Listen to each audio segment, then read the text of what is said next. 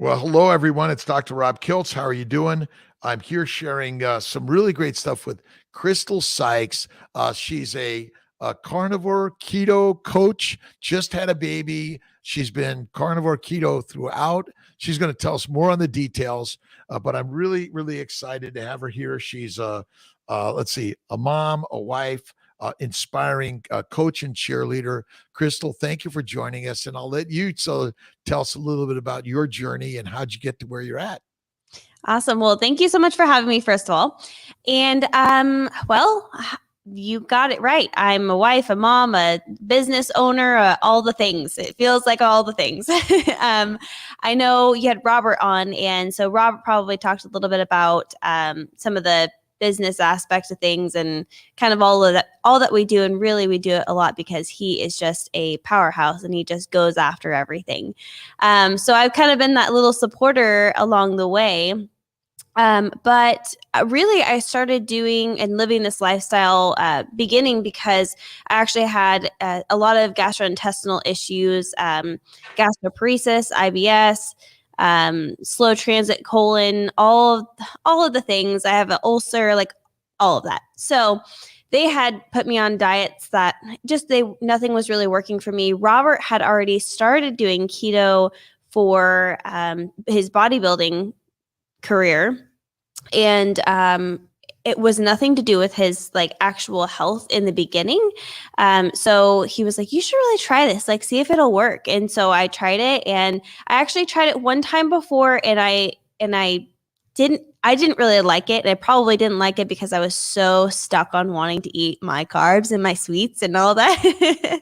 So I finally switched over fully, and I just haven't changed since. It's been 6 years, and I've been living this life. And tell us a little bit about the physical ailments that you were suffering from and how you've sort of rid yourself of that. Yeah, so it was pretty miserable. It was actually in the pretty early stages of Robert and I dating, and I can't imagine dating a person like me. But I was in a lot of pain all the time. I was nauseous if I ate. I was nauseous if I didn't eat. I was super, super backed up all the time. Like, it was really hard for me to go to the bathroom. So they would try to give me more fiber. And I think that just made everything worse. So it was just a lot of pain, a lot of discomfort, a lot of just not feeling down mentally as well, because I just couldn't ever feel good. And now I went back to the doctor. We had a couple of scopes done. All of the discoloration and erosion that was happening around my esophagus and stomach is gone. And it was just years after I had started this lifestyle. How can I ask how young you are? I'm 30. And you guys had been trying for a long time to have a baby, or did it just happen? It just happened. Well, we were trying, but it happened within the first month. We got very blessed. I know it doesn't happen for everyone, but I truly believe the lifestyle that we live had a lot to do with that as well. And tell us about your current nutrition and what you've been doing throughout your pregnancy and how you felt doing it. Yeah. So pretty much before, during, and after, I've been eating pretty much the same thing. We do try to do meat-based, like pretty much that's the main point of our meals. And then I'll do some like yogurt, or we have our Keto Brick, which is our product that I'll eat. And I don't know, just really just like not bacon, meat, eggs, yogurts, the bricks. And that's really a lot of what we do. Every once in a while, we'll have in a vegetable or something. Really, it's more like if we eat out or we're having people over or something, you just feel like you have to have something else on the table. And Yeah. Tell us about the Keto Brick. What are the components of the Keto Brick, and how'd you get started on that? So it's the 1,000-calorie meal replacement bar. That's clearly keto. And Robert actually started to make different recipes when he was competing in, I think it was 2016, I believe is the last one, or 17. And we really just wanted something that was higher calorie, but dense, so it wouldn't like bloat you or make him look too full on stage, not filled out, like you wanted to be lean and shredded. So we started making all these different kind of recipes, and finally we just started like kind of posting us eating them on YouTube, and people are like, what is that thing? So we started actually sending them out to some of our friends, and we're like, could this be a real thing? And they were like, you have to make this a real thing. So from there, we just hit the ground running, and it's been here ever since. What are the components of it that you think are the best? Like the ingredients in it that I think? The basic ingredients that make it it's such a valuable thing. Yeah, so a lot of the base of it is going to be cacao butter, which is a lot of stearic acid. There's a ton of studies going on right now about the stearic acid, which is awesome. It's looking really great for us. And then it just has real great like protein. Like we don't go cheap with our ingredients, and I think that's what really makes us different from others. A lot of people will go with a co-packer, and then they'll have to have some additives and things like that in their product. We've kept everything in-house. We have our employees here at the compound with us. And so we go really quality product. And I think that's what's different about like the proteins that we choose, MCTs that we use, all of that kind of stuff. And you throughout your pregnancy, you went to your standard OBGYN doctors. Yes. I didn't. No, actually, we planned on doing a home birth, and I used a midwife all the way through, and didn't end up turning out the way we wanted it to, but that's okay. Well, so tell us a little bit about your midwife and how they took you through your pregnancy. Obviously, the end part of it is always could change and can be a challenge for sure. Mm-hmm.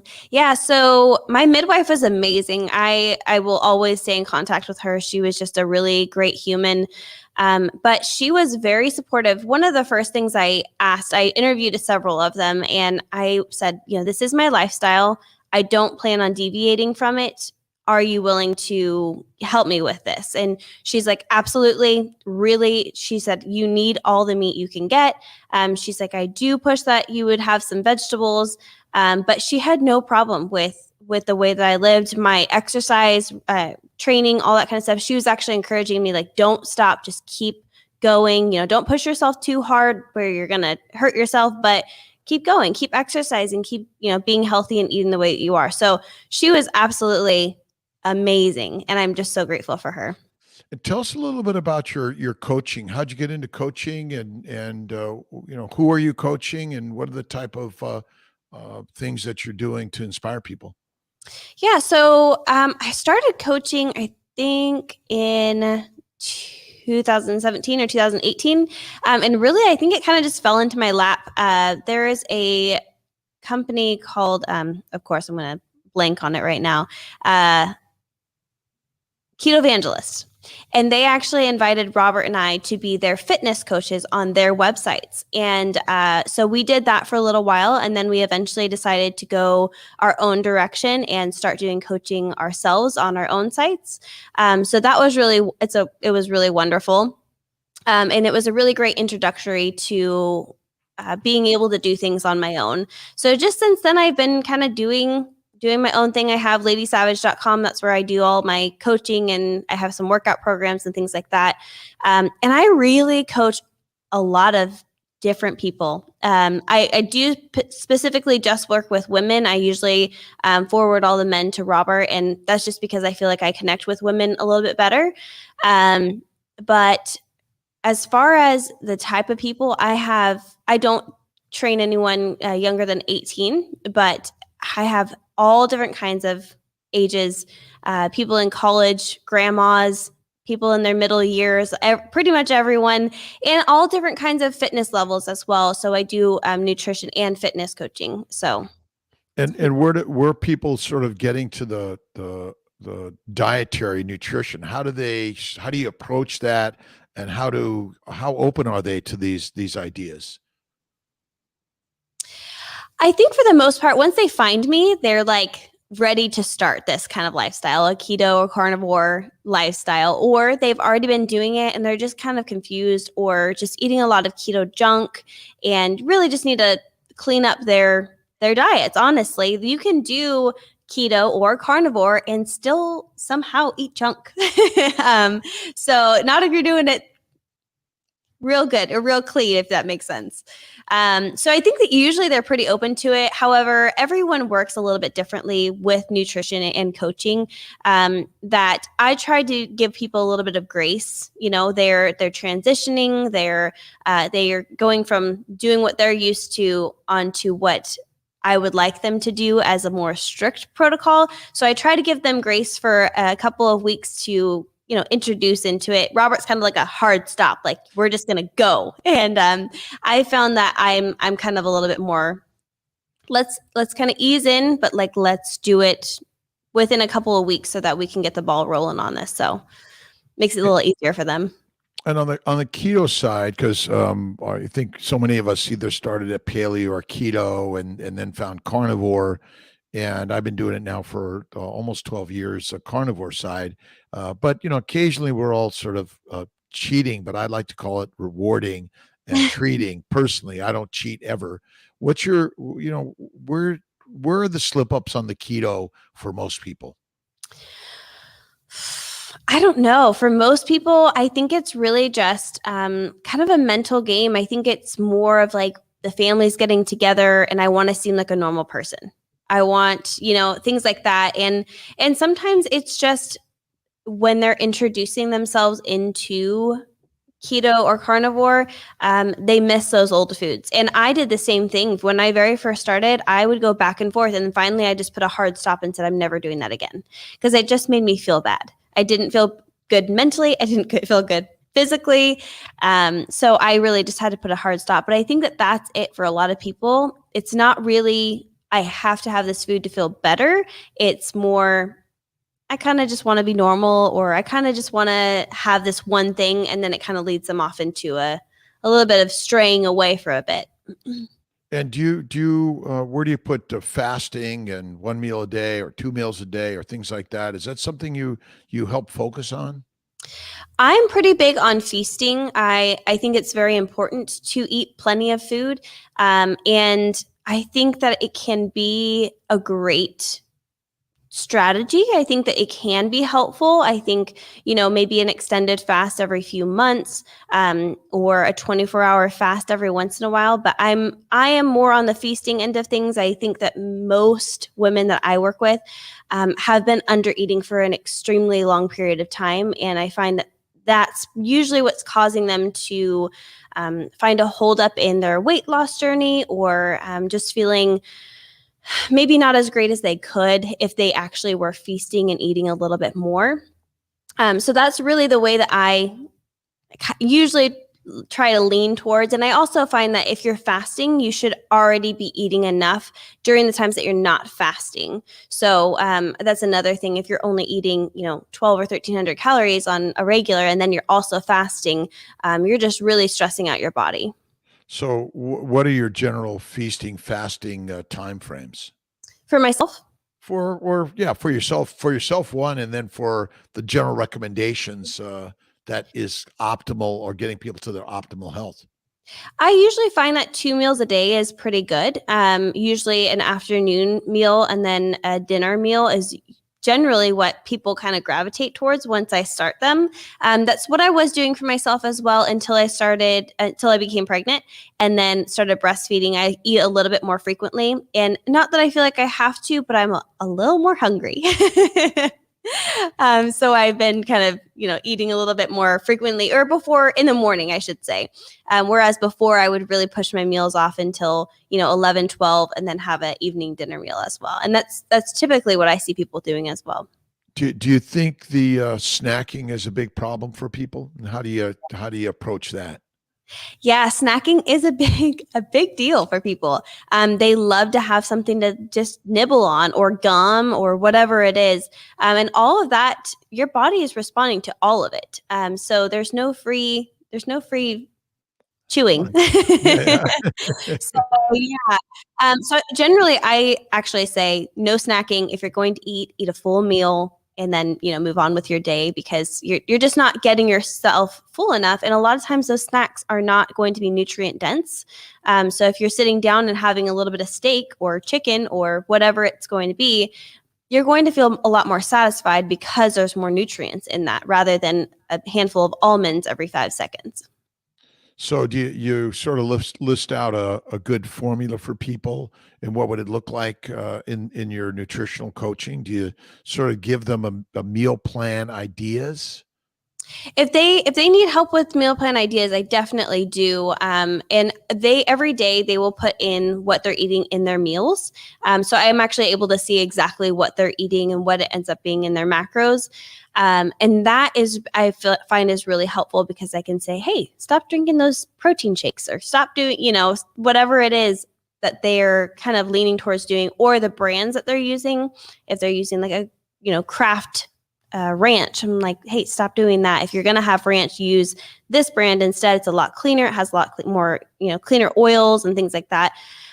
So that have found that is really helpful, is actually viewing what they're actually eating every day and then kind of navigating from there rather than saying, these are the only things you can eat. Now move on. It just makes it a little bit more freedom for them to eat the things that they normally do, but then we can adjust from there. And are many of the typical coaching person, are they looking for weight loss, they're looking for strength, they're looking for toning, sort of where are they at, and how do you approach that? I believe that the majority of people are looking for weight loss. However, I think since I've talked about reverse dieting and eating more while, gaining strength, gaining muscle mass is so important. And I feel like people are finally starting to realize that I've actually had a lot more people lately been looking for strength and just wanting longevity of life. The majority is still probably weight loss, but I definitely have been getting a lot more people who are just like, I want to learn how to eat more. I want to learn how to eat more and not pack on the pounds and things like that. So a little bit of both, but definitely more of the weight loss side of things. And on the gut disorders, did you suffered from some gut disorders? You tell us a little bit about that and how you suffered in that. Yeah, so I had a couple of years where I didn't actually know what was wrong. We thought it had to do with like all of my female parts. So, and it was more around my cycle. I would have a lot more pain and discomfort. And of course, I had been on birth control forever. And so I went to my gynecologist, and he ended up doing just a scope just to kind of look around, see if I had anything like endometriosis or anything like that. And he's like, there's not anything. He's like, there is a little bit of, scar tissue around your intestines actually. And he said, I really think that this is GI related. So I ended up going to a gastroenterologist, and they did some scopes and things like that. We had a really hard time finding out, but I ended up finally doing a test for gastroparesis, and that was it. And they tried the medication. They had me lay on a table, I think it was an hour and a half, and wait for this food to digest. And it was just not moving. And then they gave me a medication, and the medication didn't work, which I'm really grateful for because I don't think the side effects are very great. But even after that, we found that it was also a slow transit in my intestine, my colon as well. So a lot of that was just, it just felt like everything was slow. So I thought, okay, what can I eat that helps move things through that isn't going to stop me up? And they really were pushing the fiber or high sugar items because it's easily digestible. It'll just slide right through. And it was causing me more pain and more discomfort. And I wasn't able to get in meat and the things that we knew were important, even though I didn't know a whole lot about nutrition then. We knew that it was kind of wrong. It just didn't feel right. So that's really when I started leaning into what Robert was doing. And it just slowly got better. It was not an immediate, wow, this is a miracle. It was like 3 months later, wow, I don't feel like death every day. And then after 6 months, it's like, okay, I can actually like move and run and do all these things without pain and it feeling like there's a rock in my stomach. And then just year after year after year, it felt better. And that's when I went back and had those scopes done. And they were like, everything looks great. You look wonderful. Now I still do have, it's still slow. It still runs slowly. But I've just learned what to eat and what not to eat for my body. And I just don't feel like that pain and discomfort anymore. And even through all of the pregnancy and the pregnancy hormones and all of that, everything was good.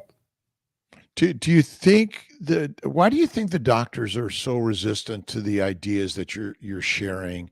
And I guess the question is, do you think they are? And if they are, why? I did mention it when I very first went, and she was like, if you want to try it, that's going to be on you. And that was kind of what I was left with. And I was okay with that answer. I thought, what you're offering isn't really helping me. I'm, taking some medications and things like that. And I eventually stopped taking everything and just started eating real food and moving my body and, using electrolytes as a helpful tool as well. I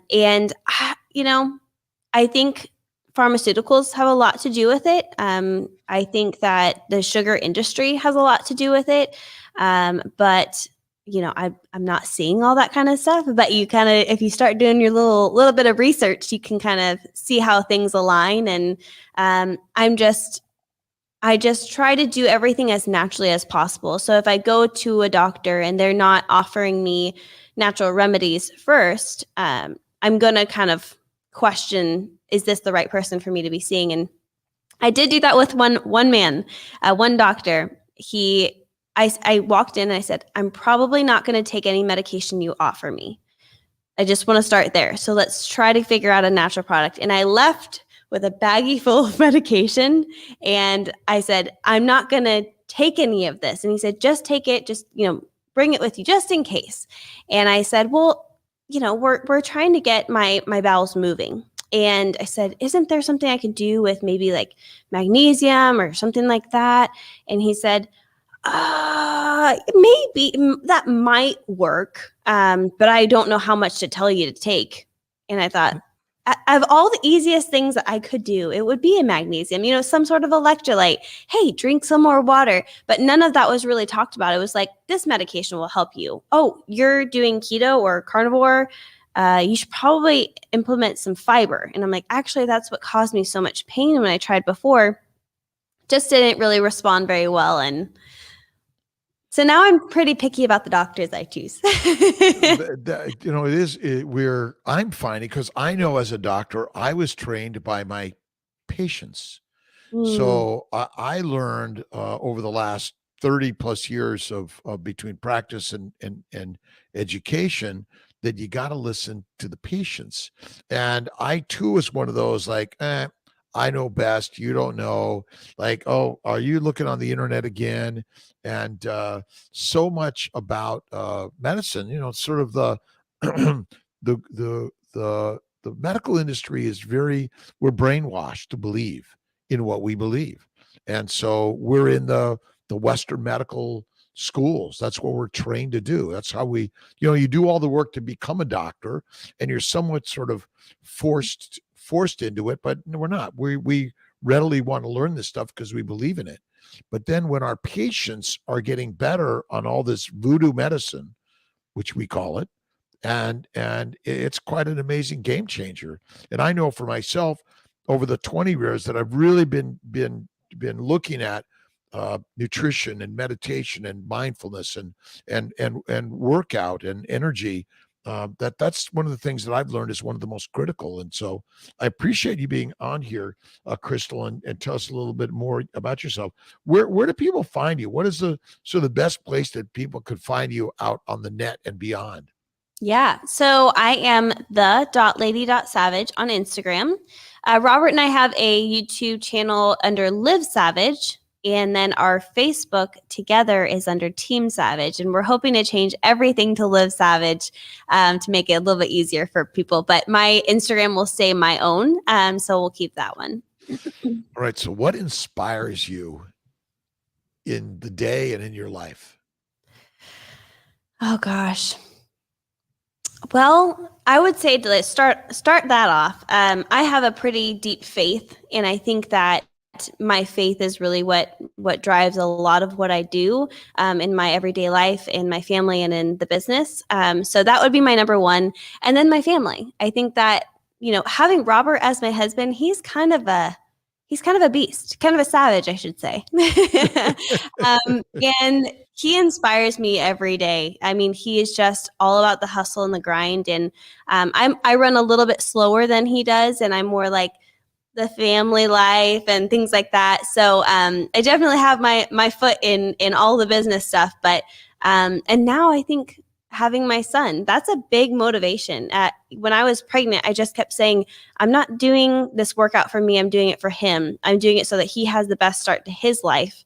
And I hope to show him by leading by example of what health and wellness can be. So I think that's probably my biggest thing right now, and staying healthy. What are your biggest challenges? What's the hardest thing you deal with? And how do you deal with it? Probably right now is taking the time to do things like workout. Having an infant and wanting to, pay attention to what you're eating and fitness and all of that.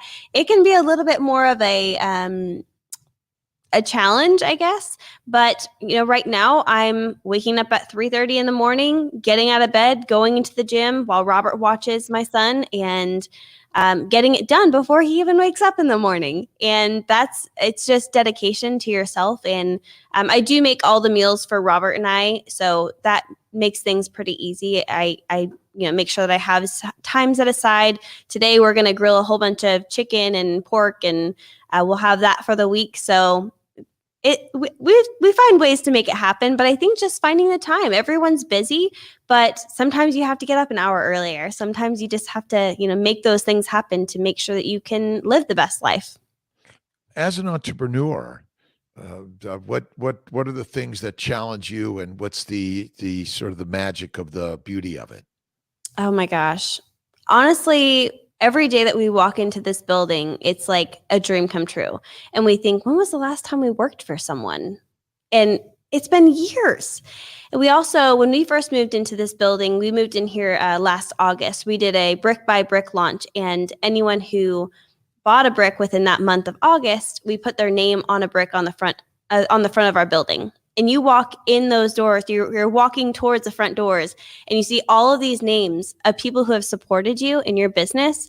There's nothing cooler than that every single day that you walk into work. So I don't know. I think that that's amazing. That really keeps us going and keeps a fire under our butt. And then I think the challenges are just, the balance of, when we're home, especially since Robert and I own these businesses together, we're kind of working side by side. So it's like you go home and you want to talk about the employees and how's everyone doing and how's this working? How's that, so we've had to try to find, ways of kind of shutting that off, but also it's our whole life. So we're excited to talk about those things. So Robert actually did a really great speech on, not so much balance, but tensegrity, which is more of the cables pulling on each other rather than being balanced, like when you're on a teeter-totter. What was the word you used? Tensegrity. Tensegrity. So yeah. So it's like if you'll have to look it up. There's some tables and such that are built off of this thought process, and it's actually all built off of tension. So that's tension. Yeah.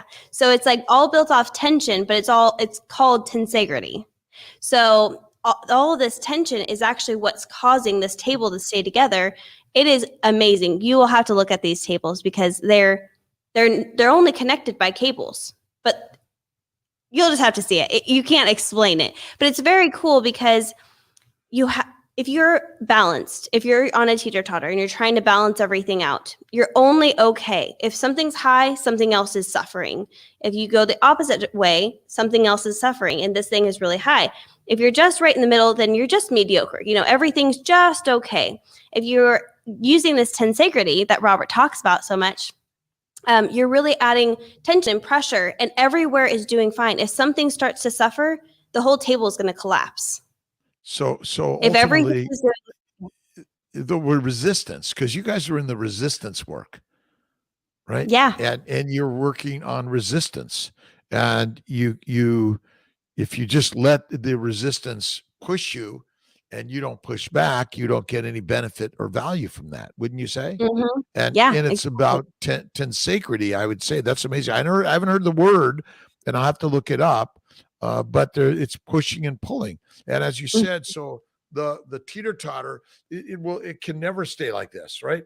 right. If even if someone takes an extra breath, it just changes everything. And you just have to keep moving. Mhm. Keep moving. Yeah. Well. So you grew up. Where did you grow up? And tell us a little bit about, how is it? Again, I think it's for all of us because we grew up in this world. We're inundated with all of this marketing ideas, and we all are suffering in one way or another. I suffered from migraines and stomach problems as a kid. I couldn't read, ADHD, OCD, and I didn't really understand it until I was nearly in my 50s to really understand all of it. Can you tell us a little bit about some of the challenges you may have experienced as a child, and how we can all learn from that? Yeah. So I grew up in the Bay Area of California. I could have not landed anywhere more opposite in Arkansas now. So I grew up in the Bay Area. I eventually moved to Washington State, which is where I met Robert, and then he moved me back to Arkansas, where his family is at. And gosh, I think my childhood was made up of a whole bunch of great things, a few bad things, and a lot of love and care and kindness. I think so. When I was very little, my mom passed away, and I think that from that point on, it was: do you decide to be okay and move forward and find happiness, or do you choose to sulk and be in the moments of the past? And not that I leave her in the past, but I choose to use that as a motivation rather than something that's going to hold me back. Whereas, I know other people will allow it to hold them back, and then they only go so far because they're just sad. They can't get past that mental aspect of things.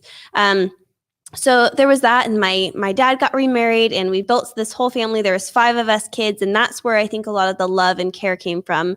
But we also had my dad did a lot of mission work, so he was gone for several months at a time, and then we moved states and all of that. So there's a lot of ups and downs, but I really think that taught me to be okay with things being thrown at you. Life is never just easy, clean, perfect. It's all like something's always changing. So I think those things that we had to balance in life, and as I grew up, was a lot of what helped to build me to the person I am now. I was always a little bit more shy and a little bit more to myself. And I wouldn't say that I'm completely outside of that box, but I'm clearly here talking to you. So I've kind of moved past that a little bit. But honestly, being married to Robert has helped a lot build my own confidence. The areas that I felt insecure in, he encouraged me to work on those things rather than say that that's my downfall. And I think that that's really, really important. And then just a lot of mindset that we've worked on for the last, 7-8 years is just, there's some things in your past that can hold you back. And I've gone to therapy and I loved it. I loved seeing a counselor. I think that it's a wonderful thing, very useful. But I also think changing your lifestyle can be a huge benefit to helping you get through some of those mental aspects that you need to kind of just get through. Can you tell us a little bit about how faith and how you use faith and spirituality in your day-to-day life and how it's improved you? Yeah. So I had always gone to church as a young kid.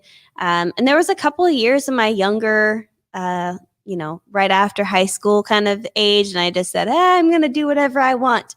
But really, I think a lot when I started suffering with my pain and discomfort and all of the medical issues, that's when I started leaning back on God and just saying, like, I can't do this. And if I try to do this on my own, I'm not going to live.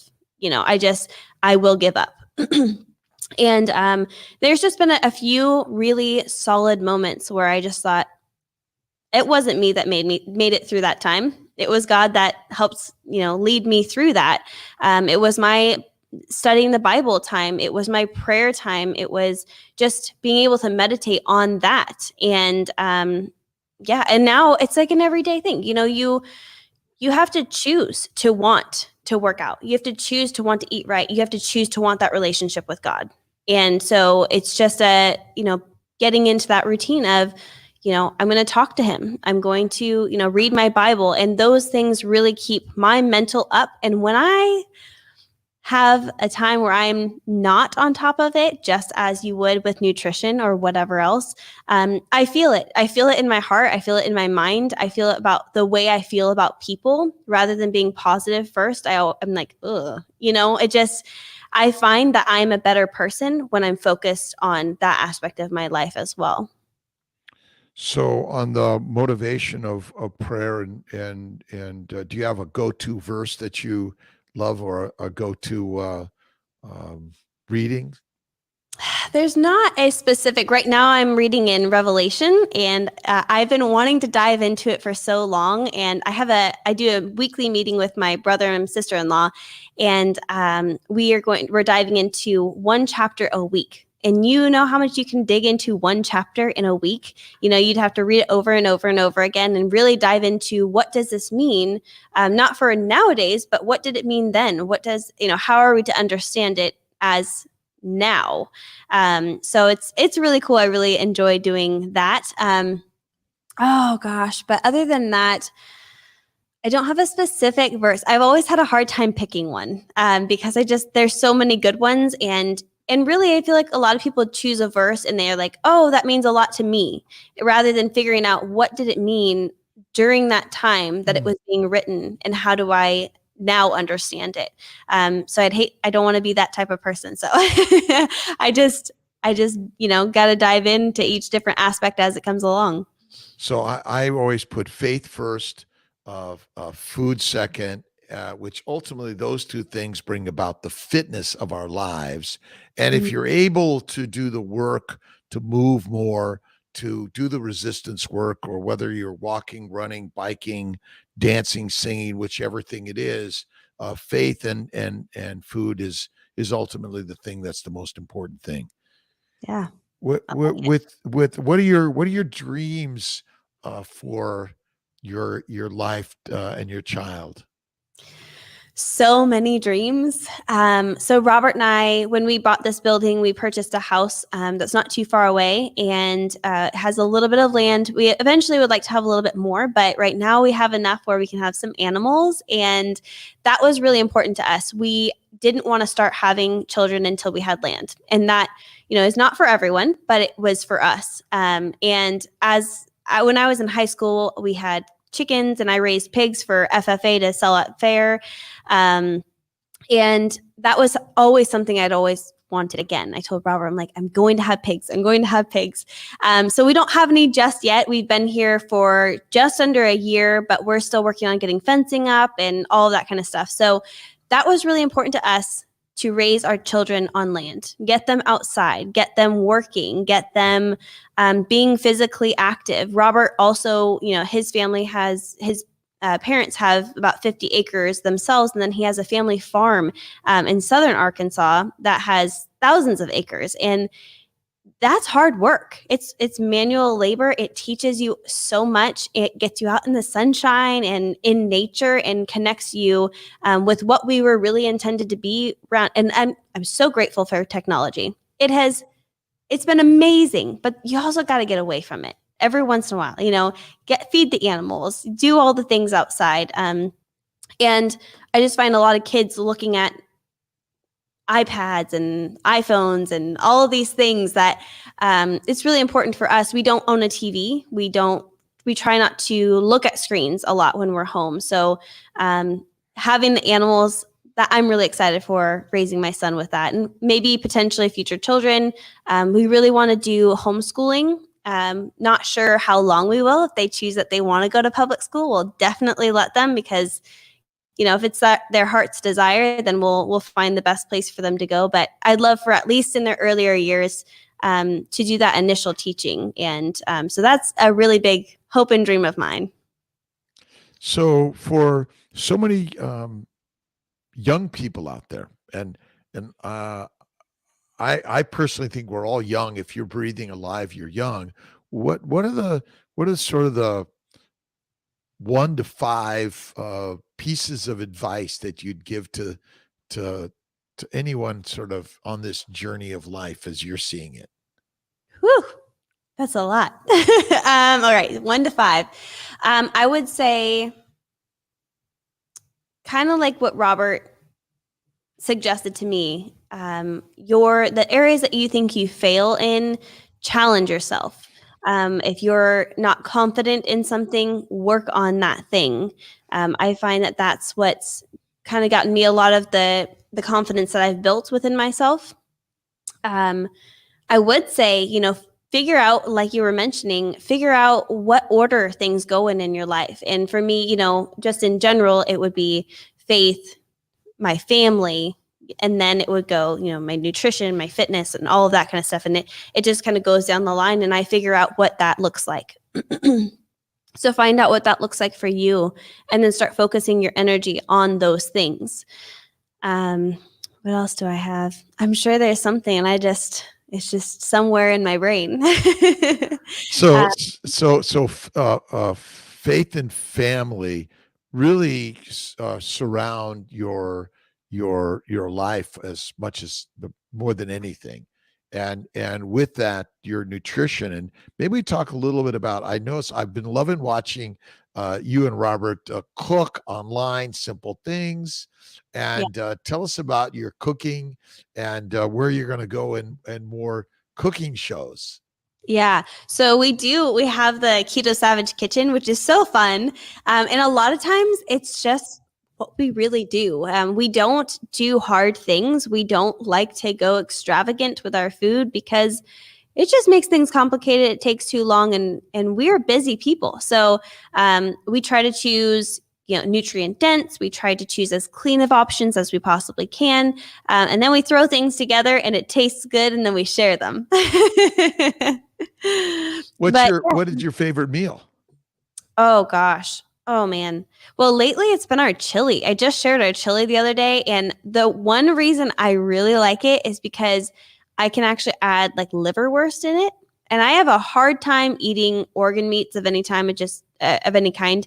I don't know, I can't get past it mentally, but I do like to implement a little bit. So I can get a little bit of liverwurst and things like that in there. And it's just so good. I just really like it. So we have that chili, and I don't know what else I really like. We just like a lot of steak. We got a cow, like butchered. And so we've been really enjoying the steaks that have come from that cow recently. It's so good. So what do you think? Tell us a little bit about organ meats. Do you have any particular opinions on how important it is to do the bone marrow, the bone broth, organ meats, and things like that, and also focusing on eating fat? Yeah. So as far as the organs go, I do think it's important. You think back, that's the first thing that you would want to eat. That's going to be a lot of nutrients and such, but they were also doing a lot of fasting during that period of time as well. I, again, have a really hard time getting it in, and I seem to be just healthy enough and have, plenty of minerals and vitamins in my body, which actually I'm going to get tested real soon because, you lose some of that when you have a baby, and then you're breastfeeding and you're giving your nutrients to the baby. So I'm going to get that tested, and we'll see. I'm pretty excited about it. But I think it also can be overdone. I think you can overdo it as well. And I don't find that that's going to be an issue for myself, but maybe for other people, just, don't go crazy with it. If you want to have it, once or twice or whatever, a week or a couple times a month or whatever, find what works for you. And then also feel free to get tested. If you're high in something, you probably are not going to eat the thing that makes you even higher. If you're low in something, you might want to eat more. That way you're not having to use a lot of supplements. You can actually use real food to, make sure that those vitamins and minerals are supplemented. And then fat. I love fat. I try to eat a lot more animal fat, and then our bricks are primarily made up of a lot of fat. And I find that it's super helpful with my hormones, with getting in enough calories in the first place, which also helps your hormones. I've always had at least equal, fat to protein. And then if anything, a little bit higher fat. It just works really well for me. It's not going to work well for everyone. And then bone marrow, collagen, all of that. I think that's super important. And bone broth. I love bone broth. I really think that helps a ton with your digestive system. And so I'm a big proponent of bone broth and getting in that collagen and all of that. Do you think much of our focus on our GI tract, our gastrointestinal system, is because we've been in such pain and discomfort for so long? Very well could be. Yes. And I know I grew up with fruit, fiber, vegetables, seeds, and nuts, and lean meat, and not much fatty meat. Yeah. And you said a 50-50 between protein and fat, or near that. How much of the vegetables do you think? Where do you guys focus on the vegetables for your clients or yourselves and your family very much, or really is it the fatty meat more than anything? Really, it's just a lot of meat, mostly as a primary source. We keep our carbs fairly low, and so it's harder to get that in. Now, I do have a yogurt, and so my yogurt is going to be, it's going to have some of those natural sugars in it, that just is going to come from the milk. And I'm getting ready to learn how to make my own here with the raw milk from down the road, so I'm pretty excited about that. But so that's already going to take away from some of the carbs that I really am willing to have within a day. So we don't focus a ton on getting in vegetables. Again, like I mentioned, it's more if we are eating out or we have someone over. But we actually both feel better when we don't have them in our diet regularly. And when we do have them, it's something that we can enjoy, and then we move on. And we just, we just don't have a lot of it. And then for my clients, there's some people that are like, I feel so good when I have it. And I say, okay, let's remove it for a little bit. Let's do this lower carb for a little bit. See how you feel on that. And then we can start to slowly increase. And usually they actually are like, wow, I didn't realize how bloated I was before. I didn't realize how much indigestion I was feeling before. And they felt like they were doing well. Then once we removed it and they slowly started increasing it, they kind of find that middle ground of what works for me, what doesn't work for me. Am I going to eat a salad or am I going to eat broccoli? Am I, find out, first of all, what vegetables work well for you. And then second of all, how frequently are you willing to eat those things if it doesn't make you feel most optimal? I as a physician, I believe that vegetables are silent killers. Over the long term, they're going to kill you. Cancer, I believe, is caused by vegetables, fruit, fiber, seeds, and nuts of any frequency or significance, but they're silent until you get the diagnosis of cancer or heart disease or something else. We do love them because they're plants. We're addicted to them because they're plants, because ultimately heroin, cocaine, marijuana, nicotine, and caffeine come from plants. Yes. And so does alcohol. So ultimately, it's one of those things. And as you say, you work to get them off of it. But it's one of those things that takes time. But Robert sounds like it's time day. But I think we have to work with people where they're at and help give them the formula. I personally do French fries, fried in duck grease, dipped in mayonnaise, or preferably sour cream from time to time, but not all the time. And I love my ice cream, which I do add some cane sugar. I personally believe that a little bit of sugar is okay from time to time, but not every day. Tell us a little bit about your treats or rewards. What is your favorite thing to go to for a treat and reward? Oh, it's probably the worst. Well, not the worst, but the worst thing that I eat, worst in my mind, I do have like a little bit of berries in my yogurt. And I don't really like fruit because it's fructose and I don't like that type of sugar, but I do like a couple of berries here every once in a while in my yogurt. So that is a really big treat for me. And then I do enjoy it's kind of like my ice cream. So there's Mark Bell has a steak shake protein powder. And so I mix that in with like some heavy cream and ice, and I just put it in the blender, and it's like a thick ice cream, and it's so good. And it doesn't have the added sugar or anything in it. So I don't feel it as, as guilty having it. So that's another enjoyable thing for me. But I think I like the cold, like something about the yogurt and berries, and then the kind of like protein shake ice cream thing. And I personally think fruit a little bit from time to time is okay. All the time is not. Fructose is natural sugar. It is not a killer of our body. If you the fructose, the high fructose corn syrup, sodas and the foods, that's the deadly stuff. Stay away from it. I'm not a big fan of honey. I still think cane sugar a little bit, but it is a drug. And really, the fruits and vegetables of any significance or frequency is not a good one at all.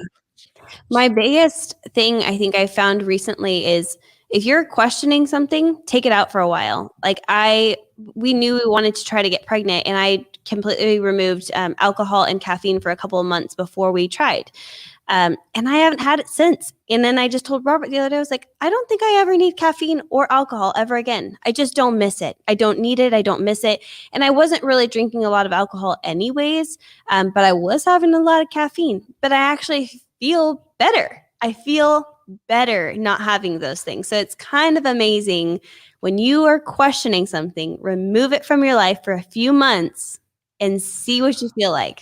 I'm 24 days, no caffeine, no coffee, and I rarely drink alcohol, small amount. I think it is a little bit of caffeine or alcohol from time to time. But the problem is, so many people can't do it from time to time, so don't do it at all. That's really it. And a bottle of wine or brandy is never good, and that's kind of we all go to that area. Interesting. So most people don't know that all sugars in the liver, glucose, galactose, mannose, all of them, fruit, are all metabolized in the liver. They're all converted to fat in the liver. Fructose is not a special sugar, by the way. The thing that people just don't get is that we're all drinking and eating too much of it. We never did. Seasonally and rarely was it. I mean, the paintings on the cave are of us hunting. It's not of us eating fruits and vegetables ever. We didn't do that ever. We're meat eaters. Meat makes us mighty. Meat makes us the masters. And I tell all women and men, if you're in the reproductive years and you're working to get pregnant, fatty meat, throw it, everything else away. Oh, wait a minute. If you're at any age of life, it's fatty meat, throw the rest of it away. That's what we really, really, really need to be doing. So did you buy a half a cow or a full cow recently? So my brother actually raised a couple of cows, and my dad and I split one cow, and then my brother had his own. And they're probably going to do it again, but they're up in Washington State. So when my parents came down to meet my son, they brought the meat with them. So we won't be doing it from them again, just because it's too far away. But we have a ton of farmers around here, a ton of opportunity to get, really good quality meat. So we'll be doing a full cow in the future, but this one was just a half, and we are enjoying every second, or every ounce of it, I should say. And how about the organ meats? Do you get those? Do you have them save those, or do you buy them differently? We had them save them. And then my brother and his family don't eat as much of them, so we got a little bit extra. But we do have that. We actually were just talking about that last night. We're like, what are we going to do with all of this? We got to, start mixing it in somehow. And really, we have a recipe on organ burgers, and that's just about the only way I can get it in. So having those and eating them every once in a while, that'll do. And I think freshly made organ burgers are the best. You get the meat, the fat, and the organs. You grind it up. You make the patty. For me, it's a little bit of blue cheese and butter. It's the very best. And, so much, we need to get back to home cooking, wouldn't you say? Absolutely. Yeah. Robert and I we don't try to eat out very frequently, especially now that we have a baby. It's a little harder to eat out as well. Because if we do eat out, we try to choose a better restaurant. We don't do any fast food. We don't do anything like that. And it's just a lot of money, to go to a restaurant and, fork out a bunch. But sometimes it's nice for the person who's usually cooking to like have someone else make the meal. But that's usually when Robert breaks out the grill, and we do the grill first before we go out to eat. So, just on a personal note, I noticed you have it looks like an arrow on one arm and Yes. birds on the other. Can you tell Yeah. us what their meaning is for you? Yeah. So this one is a feather with birds, and the feather is like a representation of myself. And the birds are actually, there's one for everyone in my family, including my birth mother, and then all of my added siblings and everyone. So there's all the birds. And I really just like that because everyone in my life really has a big place in who I've become. They've all helped grow me up. All my siblings are older than me, and then there's my parents and my mom, and they all had a really big role in my life and how I became the person that I did. And I got that when I was 18, and I don't regret it. I love it. I'm so happy that I got it, and it's still true to this day. I'm very close with all of my siblings and my parents, and it's just a really important relationship that I have with all of them. And then the arrow I got a few years back, and the arrow really is just a symbol of moving forward. If there's a lot of times where you just feel stagnant, and there is a saying that goes like you can pull once you pull back your bow, the arrow can only go forward. And I think that's a really good representation of what happens in life. Sometimes you feel like you're back. There's so much tension. There's so much stress. And then the only thing that you can do is just move forward. I really like that. And then Robert's also a bow hunter, so that's also helpful.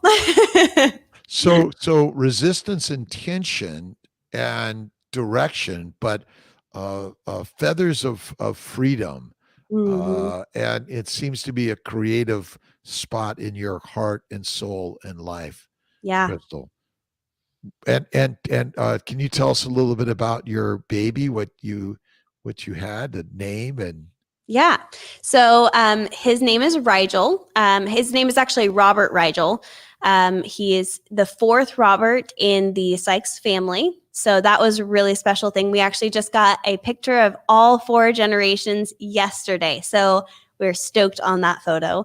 And then, so his middle name is Rigel, and Robert's middle name, my husband's middle name, is Orion. And in the constellation Orion, Rigel is the brightest star. So we called him Rigel, and we call him by his middle name because there's just too many Roberts. And he is amazing. He is the cutest, sweetest little thing, and he is growing like crazy. He's a big boy. He not fat, just long, and just he's up and moving and just wants to be going. It's really awesome. Tell us a little about your breastfeeding and how does that obviously it's something you planned and was important. Do you think your nutrition and your current nutrition was really a benefit to that? Yeah. So I think through my whole pregnancy, my nutrition was super important. But I get a lot of people asking about breastfeeding, a lot of DMs, a lot of emails asking if it's safe, asking, where the studies are at and all that. And honestly, I don't know that there's a whole lot on what I'm doing, but there are other people that have been doing it. My son is amazing. And he's only 2 months old, but he's doing all the things that a 2-month-old should be doing. And he's wiggling around and he's growing like crazy. And we do have a family doctor. And I also went back and saw my midwife, and everyone's very happy with how he's going, how he's progressing. And my supply is great. I don't have any issue with that. And if I do, I'm like, oh, I forgot to drink enough water today. But it's a great thing. I know that what I'm doing for my nutrition is being passed to him. And that's the most important thing to me. I'm not going to go through my pregnancy and then go eat 12 burgers from McDonald's because I'm still providing that nutrients for him and my body. And you have to replenish so much in your body after pregnancy. why would I go for the junk afterwards? You know, it's very important to me to make sure that my kids are, fed well. So for the last 3.5 million years, we ate fatty meat, organ meats, bone marrow, bone broth, and so it's no mystery that ultimately our proper human diet, which is our optimal nutrition for moms, and ultimately reproduction is the most important thing that we're all living for. And it sounds like what you've been doing and sharing, continue to share, is going to help so many out there that are on the reproductive journey.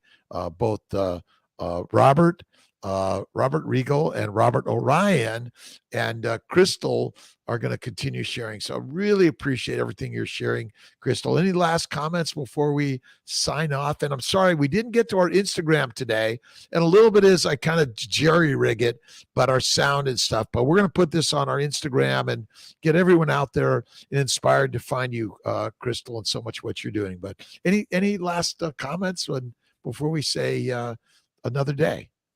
I just appreciate you having me on and allowing me to share my story and all of that. And if anything on here, resonated with anyone, I'm always open to receiving emails or DMs or whatever. Sometimes you just got to reach out, and it's that one little thing that can make the difference. So never feel like you can't reach out. And that's interesting because people are so afraid to ask the questions or to reach out. And I got to say that, if you're feeling of fear, you got to do it. And that's what I think you're inspiring people to do. If you're resisting or there's tension or fear, you're here to help, but kind of get through those areas and grow in so many ways. So Crystal Sikes, you're amazing. God bless you and your family. Thank you. And we'll look forward to more conversations. And sounds like I got to come down there and check out the compound. It sounds amazing. Please do. We would be happy to have you. All right. God bless everyone. Thanks for joining Dr. Rob Kiltz on Kiltz's Carnivore Conversations. Take care.